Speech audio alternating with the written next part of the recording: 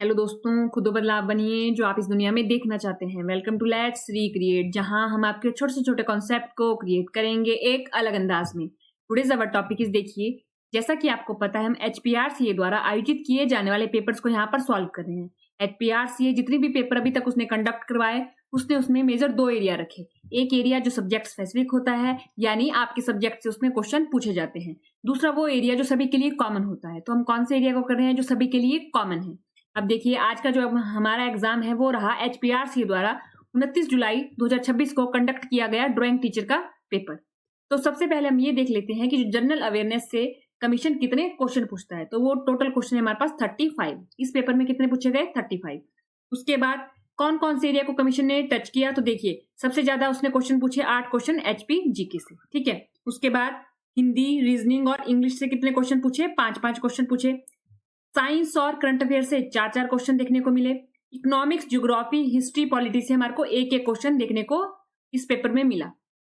यानी कि आयोग द्वारा हर एरिया को टच किया गया। और अगर हमें कट ऑफ में आना है तो हम ये 35 नंबर नहीं छोड़ सकते। ठीक है। तो इसके लिए हमारे को रीजनिंग के, अगर मान लीजिए हम रीजनिंग पढ़ रहे हैं तो हमारे को पता होना चाहिए कि जो आयोग है वो किस तरीके के क्वेश्चन पूछता है। और वो हमें कैसे पता चलेगा? जब हम इन PYQs को देखेंगे, सॉल्व करेंगे, एनालिसिस करेंगे, तब जाके हम अपनी तैयारी में एक पकड़ बना पाएंगे। तो देखिए शुरू करते हैं अपने इस पेपर को। तो सबसे पहले हम करेंगे इंग्लिश को। क्वेश्चन नंबर 1 है हमारे पास, select the option from the given alternative that can be used as one word substitute for the given phrase, a cure और रेमेडी फॉर ऑल डिजीज। इस पूरे के पूरे सेंटेंस को इन चारों में से एक वर्ड होगा जो सब्स्टिट्यूट करेगा, वो हमें बताना है। Cough syrup, medicine, panacea, antibody. अगर हम देखें जो कफ सिरप है वो क्या हमारा क्योर करता है? ओनली कफ। ठीक है। मेडिसिन जो होता है वो यूज किया गया है ड्रग के लिए या ट्रीटमेंट के लिए। ठीक है, तो ये नहीं होगा। पेनिसिया, तो जो पेनिसिया है वो ग्रीक जो मैथोलॉजी का वर्ड है जिसका मतलब होता है क्योर और रेमेडी फॉर ऑल डिजीज। उसके अलावा एंटीबॉडी किसके लिए यूज किया जाता है? एंटीबॉडी क्या होता है हमारा? जिसके थ्रू प्रोटीन होता है, जिसके थ्रू हम फाइट करते हैं किसके? स्पेसिफिक पैथोजन से। ठीक है। तो यहां पर हमारे पास ऑप्शन कौन सा सही है? हमारे पास option C is the right answer. तो देखिए पेनिसिया जो है हमारे पास वो ग्रीक मैथोलॉजी का वर्ड है जिसका क्या मतलब होता है? मीन्स द सॉल्यूशन और क्योर फॉर ऑल प्रॉब्लम और डिजीज। ठीक है। अब कफ सिरप जो है हमारे पास ओनली ट्रीट कफ। मेडिसिन जनरल टर्म है जो यूज होती है ड्रग के लिए और ट्रीटमेंट के लिए। एंटीबॉडी प्रोटीन है जो फाइट करते हैं पैथोजन के खिलाफ। ठीक है। तो यानी कि option C is the right answer. Choose the correct option to complete the sentence. She wanted to go for a walk dash it started today. वो घूमने जाना चाहती थी। कहां पर? वो क्या करना चाहती थी? घूमने जाना चाहती थी। ठीक है। लेकिन क्या हो गई? बारिश शुरू हो गई। तो बट, बिकॉज, सो या इफ। तो इसका जो सही आंसर है वो है ए इज द राइट आंसर। तो देखिए बट वर्ड जो है हमारे पास यहाँ पर क्या इंट्रोड्यूस कर रहा है? कॉन्ट्रास्ट यूज कर रहा है। क्या यूज कर रहा है? क्या शो कर रहा है इधर? कॉन्ट्रास्ट शो कर रहा है कि ये चाहती कुछ और थी, यानी इनकी क्या थी? इनकी डिजायर या विश कुछ और थी, लेकिन इनके साथ रियलिटी में कुछ और हुआ। ठीक है। अब देखिए बिकॉज नहीं आएगा, सो भी नहीं आएगा, एंड इफ भी नहीं आएगा। तो आंसर क्या है हमारा? A is the right answer. But choose the most appropriate synonym of the underlined word from the option given below. The policy appeared myopic, ignoring long term consequence. अगर हम देखें ये जो मायोपिक टर्म है ये हमारे पास साइंस की term है। जब हम आईज वाला चैप्टर पढ़ते हैं या लेंस वाला चैप्टर पढ़ते हैं, मिरर वाला, तो उसमें मायोपिक, ये आईज से रिलेटेड 3-4 डिजीज के हम नाम पढ़ते हैं। ठीक है। तो मायोपिक भी है हमारे पास एक।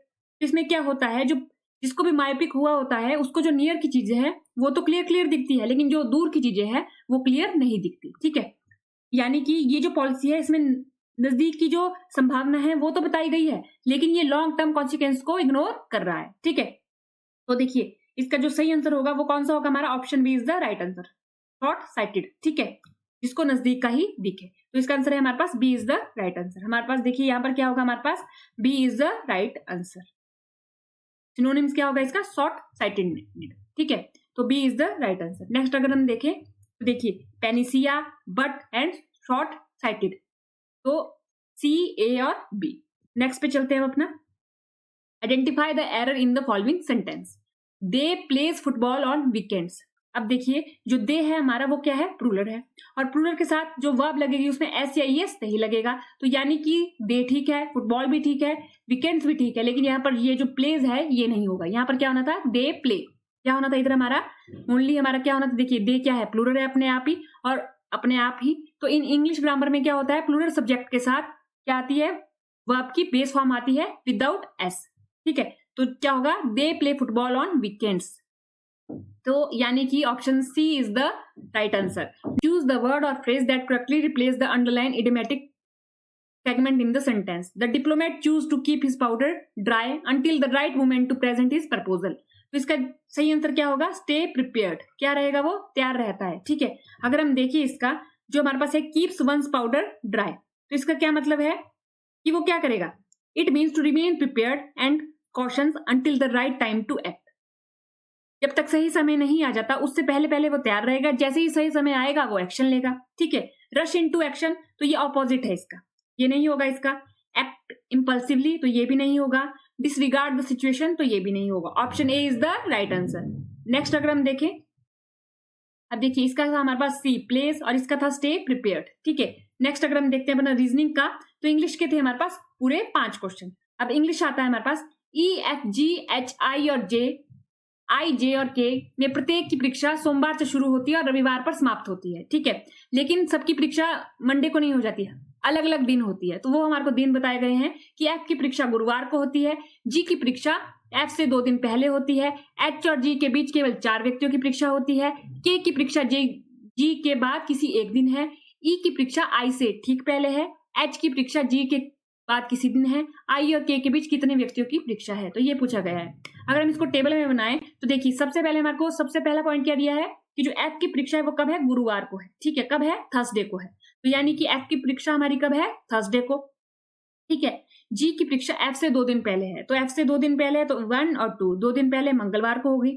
उसके बाद एच और जी के बीच केवल 4 व्यक्तियों की परीक्षा है, तो अगर जी यहाँ बैठ गया तो एच के और इसके बीच में कितने व्यक्तियों की परीक्षा होनी चाहिए, 4, 1 2 3 4, तो एच हमारा यहाँ बैठ गया, ठीक है। अब के की परीक्षा जी के बाद किसी एक दिन है, के की परीक्षा जी के किसी एक दिन बाद है, तो देखिए यहाँ या तो के यहाँ बैठ सकता है या तो यहाँ, ठीक है। ई की परीक्षा आई से ठीक पहले वाले दिन है। अब यहाँ पर 2 पोजीशन हमारे पास एम्प्टी थी, तो यहाँ पर आई और ई तो यहीं बैठेंगे क्योंकि आई से ठीक पहले किसकी परीक्षा है, ई की, तो ये दोनों साथ बिठाने पड़ेंगे, ठीक है। एच की परीक्षा जी के बाद किसी दिन है, तो एच तो हमने ऑटोमेटिक पहले ही बिठा दिया है, तो यहाँ पर क्या बैठ जाएगा हमारा के। अब क्या बचा, जे, तो हम जे को यहाँ बिठा देंगे। अब पूछा है आई और के बीच कितने व्यक्तियों की परीक्षा है, तो ये रहा हमारा आई, ये रहा हमारा के, कितने व्यक्तियों की परीक्षा है, 2, तो ए इज द राइट आंसर, 2 व्यक्तियों की परीक्षा है। नेक्स्ट अगर हम देखें अपना, देखिए एस की माता है, एस एफ की माता है, क्या है हमारे पास, एस एफ की माता है, एफ टी की बहन है, एच एल का पिता है, एल टी का पुत्र है, एल और एस का क्या संबंध है। तो इसके लिए हमारे को रिलेशनशिप का जो ट्री हम बनाते हैं वो बनाना पड़ेगा। एस एफ की माता है, जो एस है वो एफ की माता है, तो ये रहा एफ और ये रही हमारे पास ये इसकी माता। एफ टी की बहन है, जो एफ है वो टी की बहन है, तो यानी कि ये बहन है। एच एल का पिता है, जो एच है वो एल का पिता है, तो यहाँ पर हमने बना दिया ये हमारे पास पिता बन गए, ठीक है। एल टी का पुत्र है, जो एल है वो किसका पुत्र है, टी का, यानी एल आएगा हमारे पास इधर, ठीक है। तो ये अगर पिता बन गए तो ये इनकी क्या बन गई, वाइफ बन गई, ठीक है।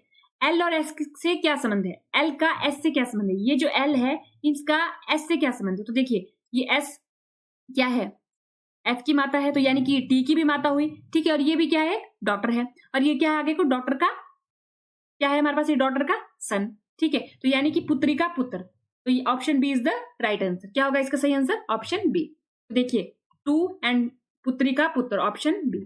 नेक्स्ट अगर हम देखें, निम्नलिखित अक्षर श्रृंखला का संदर्भ लीजिए, उसके बाद प्रश्न का उत्तर दीजिए। गणना केवल बाएं से दाएं की जानी है, ठीक है, बाएं से दाएं गणना की जानी है। अब हमें बताना है कि कितने ऐसे वॉवल हैं जिनके ठीक पहले वॉवल आए और ठीक बाद में कॉन्सोनेंट आए, ठीक है। ए ई आई ओ यू ये हमारे क्या है, वॉवल हैं। अब हमें देखना है कि इनसे वॉवल के ठीक पहले भी वॉवल होना चाहिए और बाद में कॉन्सोनेंट होना चाहिए। अगर हम सबसे पहले देख लेते हैं वॉवल को, तो ये हो गया हमारे पास आई ओ ओ। अगर हम देखें आई से ठीक पहले कॉन्सोनेंट है, वॉवल नहीं है। यहाँ पर ओ से ठीक पहले क्या है, वॉवल है, लेकिन इसके बाद भी क्या है, वॉवल है, तो ये भी नहीं होगा। अब ये वाला ओ देखें, इससे ठीक पहले क्या है, वॉवल है, और इसके ठीक बाद कॉन्सोनेंट है, यानी ओ हो गया एक।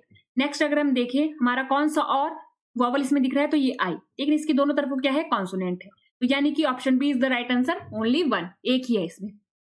अब नेक्स्ट देखते हैं अपना, which of the following letter number group will logically complete the given series. ठीक है, यहाँ पर क्वेश्चन मार्क दिया गया है हमारे पास, तो हमें बताना है इन चारों में से यहाँ पर कौन सा ऑप्शन है जो सटीक बैठेगा।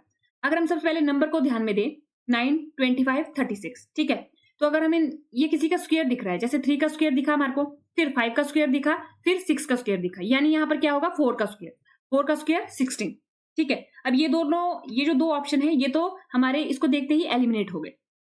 अब हमारे को इन दोनों ऑप्शन से आंसर अपना ढूंढना है। अगर हम देखेंगे ये जो सीरीज है ये अल्फाबेटिकली कहाँ को जा रही है, पीछे को जा रही है, बैकवर्ड जा रही है, सॉरी।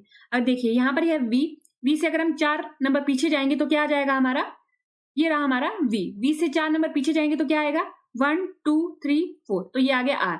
और आर से 4 नंबर पीछे जाएंगे तो 1, 2, 3, 4, तो एन तो है हमारा, यानी यहाँ पर क्या आएगा आर, ठीक है। वैसे ही डी से 4 नंबर पीछे जाएंगे तो क्या आएगा जेड, तो इसमें अभी तो नहीं पता चला, एक और देखना पड़ेगा। अब के से 4 नंबर पीछे जाएंगे तो 1, 2, 3, 4, तो क्या आ गया जी, आर जेड जी 16। ये कौन सा ऑप्शन है हमारा, option C is the right answer, ठीक है। तो ये आ गया हमारे पास option C is the right answer. तो देखिए 1 और ये हमारा ऑप्शन सी। नेक्स्ट अगर हम देखें, अब हमारे पास ये क्या दिया गया है, सेंटेंस दिए गए हैं, उनको डिवाइड किया गया है, अब हमारे को उनको लिखना है। The given sentence has been divided into different segment. The first segment is fixed, rearrange the other segment to form a coherent statement. अब देखिए यहाँ पर हमारे पास कितनी स्टेटमेंट दी गई, ये रही हमारे पास पी, ये क्यू, ये आर और ये एस, इनको हमें क्या करना है, रीअरेंज करना है। तो इसका जो सही आंसर है वो है option A is the right answer. तो देखिए सबसे पहले क्या आएगा, science writer Philips Paul portray the, क्या पोर्ट्रे कर रहे हैं वो हमारे पास, पोर्ट्रे द मोस्ट वर्सेटाइल, तो यानी क्यू आया, फिर आया एस, फिर उसके बाद इन हिज बुक, फिर आया पी और फिर आया हमारा आर। तो ये हमारे पास सही इसका सीक्वेंस होगा। लेकिन ऑप्शन में हमारे को क्या दिया है, क्यू पी एस आर, तो कमीशन के द्वारा इसको सही ठीक किया गया है। बाकी ये वाला ऑप्शन तो कहीं हमारे पास नहीं दिखाई दे, तो option A is the right answer. Commission के द्वारा ए ऑप्शन को सही बोला गया है। नेक्स्ट अगर हम देखें अपना हिंदी का, निम्नलिखित वाक्यांश के लिए सार्थक शब्द का चयन कीजिए। प्रश्न के रूप में पूछे जाने योग्य, प्रश्न के रूप में पूछे जाने योग्य के आंसर सही क्या होगा, प्रश्न, ठीक है। क्या होगा हमारे पास, प्रश्न। अब क्वेश्चन नंबर 12 आता है, निम्नलिखित वाक्य में रेखांकित परिस्थिति के लिए उचित मुहावरे का चयन कीजिए। उसने नौकरी पाने के लिए इतनी मेहनत की कि शरीर और मन की पूरी शक्ति लगा दी, फिर भी सफलता हाथ ना लगी, यानी कि उसने पूरी मेहनत की। एडी चोटी का जोर लगाना, क्या होगा इसका, एडी चोटी का जोर लगाना, option B is the right answer. निम्नलिखित में से किस वाक्य में लिंग संबंधी अशुद्धि है। अब देखिए यहाँ पर हमारे को 4 सेंटेंस दिए हैं, हमें इन्हें पढ़ना है और देखना है कहां पर लिंग संबंधी अशुद्धि है। तो देखिए इसका होगा हमारे पास option D is the right answer. उस छोटे से गांव में बहने वाली नदी बहुत गहरी थी, गहरा नहीं है, गहरा नहीं होगा इधर, गहरी होगी, ठीक है।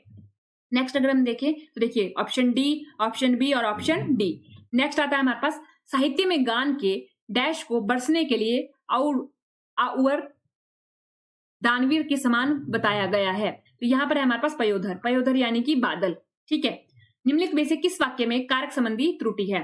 तो अगर हम देखें तो देखिए, वह बस के द्वारा दिल्ली पहुंचकर अपने मित्र पर फोन करने लगा, मित्र को फोन करने लगा। तो यहाँ पर यह हमारे पास option A is the right answer. तो इसका क्या होगा हमारे पास, ऑप्शन डी, और इसका होगा ऑप्शन ए। नेक्स्ट सेक्शन आता है हमारा साइंस का, पाचन के दौरान कौन सा पदार्थ वसा का पायसीकरण करता है। During digestion which substance emulsify fats. तो देखिए जो हमारा डाइजेशन है वो कहां से शुरू हो जाता है, हमारा माउथ से स्टार्ट हो जाता है हमारा, ठीक है। तो देखिए यहाँ पर सलाइवा है, पैनक्रियाटिक जूस है, बाइल जूस है, हाइड्रोक्लोरिक एसिड है। ये कहीं ना कहीं हमारे डाइजेशन में ये इन सभी का यूज होता है, या ये सभी रोल प्ले करते हैं जब हम पढ़ते हैं इसको, ठीक है, डाइजेशन को पढ़ते हैं हम जब अपने। तो अगर हम देखें इसका जो सही आंसर है वो है बाइल जूस। क्या है, option C is the right answer, bile juice, ठीक है। ये कहां पर सिक्रेटेड होता है हमारे पास, लीवर में। स्टोर कहां पर होता है हमारे पास, गॉल ब्लैडर में, ठीक है। और क्या करते हैं, बाइल सॉल्ट ये कंटेन करते हैं। और इसको किसको ब्रेक डाउन करते हैं, ये फैट को, किसको ब्रेक डाउन करते हैं, फैट को। अगर हम देखें लार में कौन सा एंजाइम होता है, अमाइलेज। कौन सा होता है, अमाइलेज। ये क्या करता है, स्टार्च को डाइजेस्ट करते हैं। उसके बाद आता है पैनक्रियाटिक जूस, लाइपेज कंटेन करते हैं ये। और ये क्या करते हैं, जब ये बाइल जूस के बाद इमल्सिफिकेशन के बाद ये क्या करते हैं, डाइजेस्ट करते हैं फैट को, ठीक है। हाइड्रोक्लोरिक एसिड ये कहां पर होता है, सेक्रेटेड इन स्टमक। कहां पर होता है, स्टमक में होता है, ठीक है। अब स्टमक में HCl है, उससे HCl क्या होता है हमारे पास, एसिड है ये, ठीक है। अब इससे कहीं हमारा स्टमक जल ना जाए तो उसके लिए हमारे स्टमक में एक लेयर होती है, उस लेयर का क्या नाम है आप कमेंट बॉक्स में जरूर बताइएगा। हेल्प इन प्रोटीन डाइजेशन, किसमें हेल्प करते हैं, प्रोटीन डाइजेशन में, ठीक है। तो यानी कि option C is the right answer. Next अगर हम देखिए अपना, इंसुलिन के अभाव के कारण होने वाली मधुमेह में रक्त में किस पदार्थ की अधिकता हो जाती है? ठीक है, in diabetics mellitus caused by lack of insulin which substance increase in the blood. कौन सा इंक्रीज हो जाता है ब्लड में? ग्लूकोज। क्या इंक्रीज हो जाता है? ग्लूकोज हमारा इंक्रीज हो जाता है। तो देखिए ग्लूकोज हमारा क्या हो जाता है? इंक्रीज हो जाता है। ठीक है, इंसुलिन रेगुलेट ब्लड शुगर। क्या रेगुलेट करती है? ब्लड शुगर करती है। लेकिन in the absence of insulin क्या हो जाता है? हमारा हाई ब्लड शुगर हो जाता है, यानी ग्लूकोज हमारा इंक्रीज हो जाता है। क्या हो जाता है? रक्त की पदार्थ में क्या हो जाती है? रक्त में किसकी अधिकता हो जाती है? ग्लूकोज की। ठीक है, नेक्स्ट अगर हम देखें हीमोग्लोबिन। हीमोग्लोबिन क्या है? Protein in red blood cell.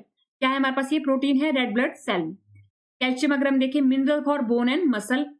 Oxygen अगर देखें, carried by haemoglobin, not influenced by insulin. ठीक है, नेक्स्ट अगर हम देखें, निम्नलिखित में से कौन सा गुण ठोस पदार्थ में मान्यता सबसे अधिक होता है? ठोस पदार्थों में सबसे अधिक कौन सा इनमें से गुण होता है?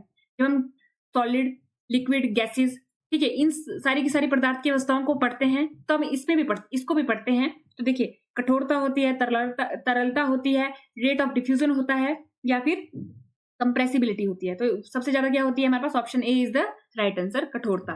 देखिए कठोरता क्या होती है हमारे पास? इसमें कठोरता होगा इसका आंसर। ये हो गया हमारे पास पैनक्रियाटिक जूस, ग्लूकोज एंड कठोरता। नेक्स्ट देखें अगर हम, मेंडलीफ ने अपनी आवर्त सारणी में तत्वों को मुख्यतः किसके आधार पर पंक्ति और कॉलम में व्यवस्थित किया था?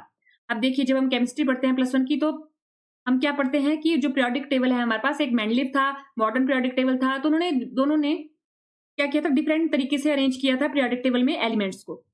तो मेंडलीफ ने क्या किया था हमारे पास? Atomic mass. क्या किया था?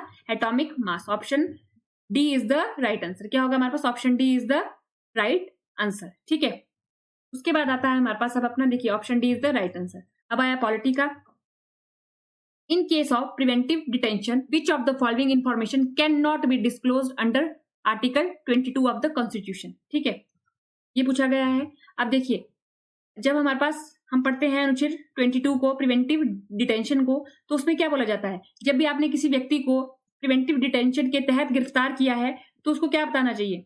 उसे निरोध के आधार, डिटेंशन क्यों किया गया है उसका ग्राउंड बताना चाहिए। ठीक है, उसको अवसर दिया जाना चाहिए ताकि वो अपने बिहाफ पे भी कुछ कह सके।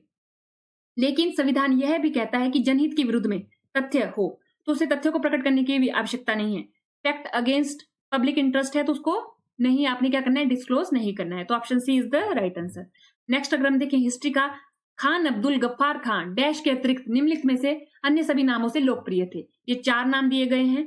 खान अब्दुल गफ्फार खान, ठीक है, उन्हें क्या क्या बोला जाता था? तो देखिए जब भी हम पढ़ते हैं हिस्ट्री में तो सबसे पहले तो नाम आता है फ्रंटियर गांधी। ये तो उन्हें कहा जाता था क्योंकि वो गांधी के विचारों से प्रभावित थे। ठीक है, उसके बाद बादशाह खां भी उन्हें कहा जाता था, फकर ए अफगान भी उन्हें कहा जाता था, लेकिन उन्हें शेर ए हिंदुस्तान नहीं कहा जाता था। ठीक है, अब देखिए अगर हम, शेर ए हिंदुस्तान उन्हें नहीं कहा जाता था। उसके अलावा उन्हें ये तीनों उपाधियों से सम्मानित किया गया था या लोकप्रिय थे वो।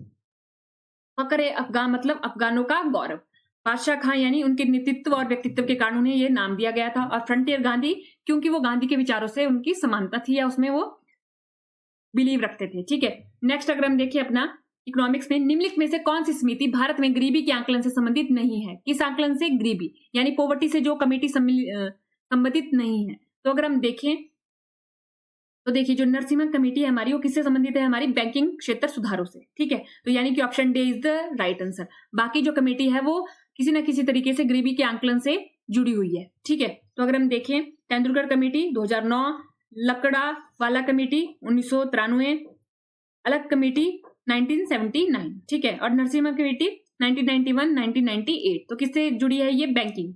ठीक है, नेक्स्ट आता है हमारे पास ज्योग्राफी से, निम्नलिखित में से कौन सा विकल्प भारत के प्रायद्वीपीय पठार का सटीक वर्णन करता है? तो भारत के प्रायद्वीपीय पठार का जो सटीक वर्णन करता है हमें वो बताना है। ठीक है, प्राचीन क्रिस्टलीन शैलों से निर्मित एक विशाल उचित भूभाग है, गहरी हिमनद घाटियों वाली एक सतत ऊंची पर्वत श्रृंखला। तो देखिए यहाँ पर पर्वत श्रृंखला आया, गहरी हिमनद घाटी आया, यानी ये कहीं ना कहीं बात किसकी कर रहे हैं?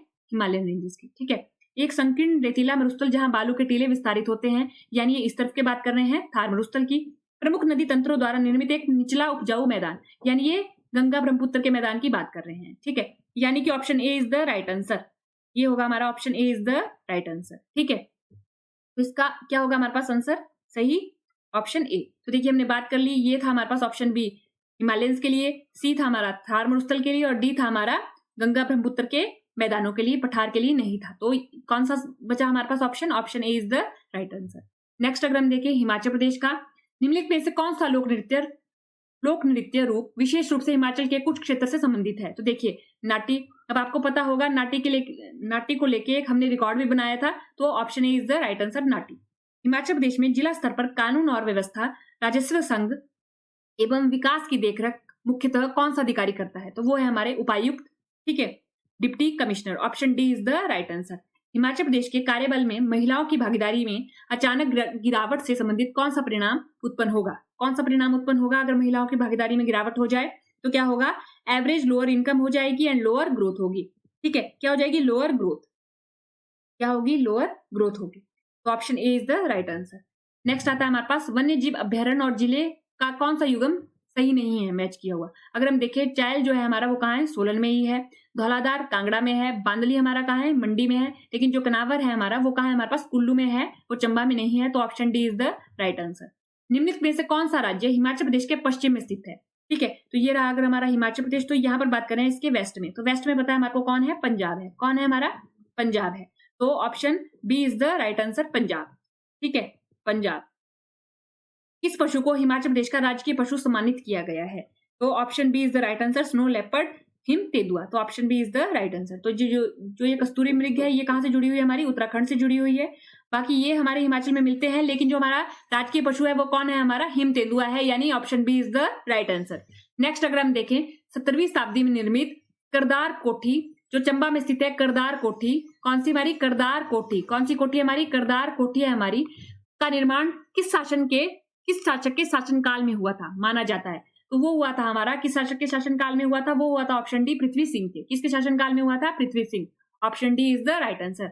किस वर्ष में हिमाचल प्रदेश में सड़कों की कुल लंबाई 288 किलोमीटर दर्ज की गई थी? तो वो की गई थी ऑप्शन सी में 1948। Option C is the right answer.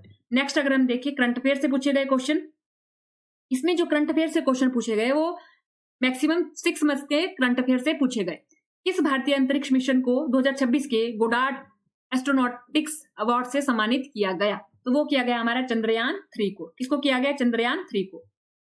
18 मार्च 2026 को किस शहर में एसडीजी बुलेटिन ग्रह पर ध्यान केंद्रित एसडीजी के अंतर्गत पर्यावरणिक स्वायत्तता को आगे बढ़ाना और बड़े पैमाने पर समृद्धि प्रदान करना एसडीजी के माध्यम से भारत का आर्थिक परिवर्तन जारी किए गए थे? तो वो किए गए थे हमारे पटना में। तो इसका क्या आंसर होगा? पटना में। ये कहां पर किया गया था? हमारे पटना।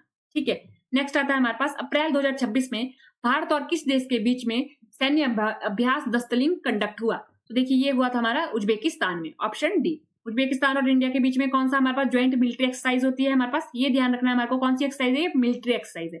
कौन है? दस्तलिंग।